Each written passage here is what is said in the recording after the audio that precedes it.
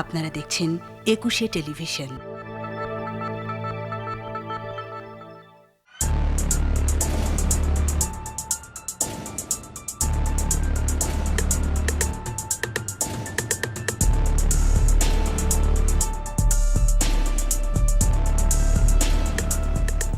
দর্শক, পৃথিবীর কোনো কিছুই যেমন থেমে থাকে না, তেমনি থেমে নেই আমরাও।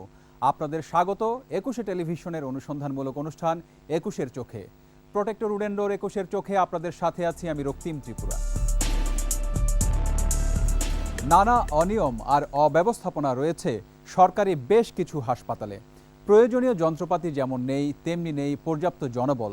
অপরিষ্কার ও নোংরা পরিবেশে চলছে চিকিৎসা সেবা। এই অবস্থায় সেবা নিতে এসে অসুস্থ হয়ে পড়ছেন বলে অভিযোগ করেছেন রোগীরা। নিম্নবিত্তের দোরগোড়ায় স্বাস্থ্যসেবা পৌঁছে দিতে প্রায় 2 দশক আগে রাজধানীর বাবুবাজারে গড়ে ওঠে ঢাকা মহানগর জেনারেল হাসপাতাল। 150 শয্যার হাসপাতালটির সেবার মান নিয়ে একসময় কোনো প্রশ্নই ছিল না, কিন্তু বদলেছে সময়। আস্তে আস্তে সেবার মান নেমে গেছে। এটি জরুরি বিভাগ, ইসিজি সহ নানা পরীক্ষা নিরীক্ষা হয় একই কক্ষে। একটা কক্ষ লাগবো, আলাদা আরেকটা লোক লাগবো ইসিজির জন্য। এখন আমার দিয়ে 2 কাজ চালাচ্ছে।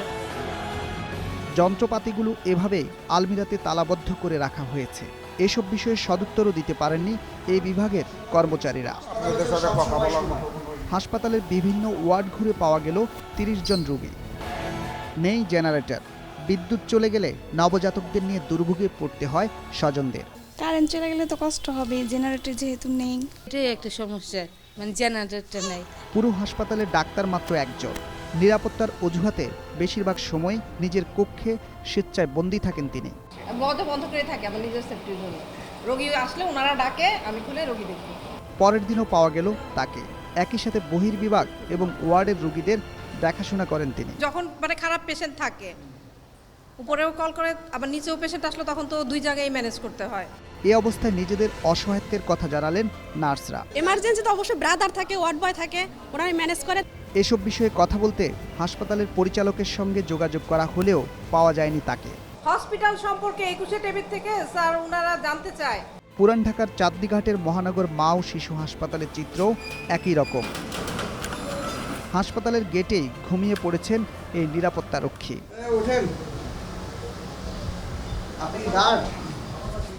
ওয়ার্ড মাস্টারের রুম এবং রিসিপশনেও নেই কেউ। জরুরি বিভাগে ডাক্তার নেই, এখানেও ward boy doctor. Doctor treatment দিয়েছে, এর পরবর্তী কাজগুলো আমার। নিচতলার এই ওয়ার্ডেও এরকমই অস্বাস্থ্যকর পরিবেশ। টয়লেট আর ওয়ার্ডের মাঝে নেই কোনো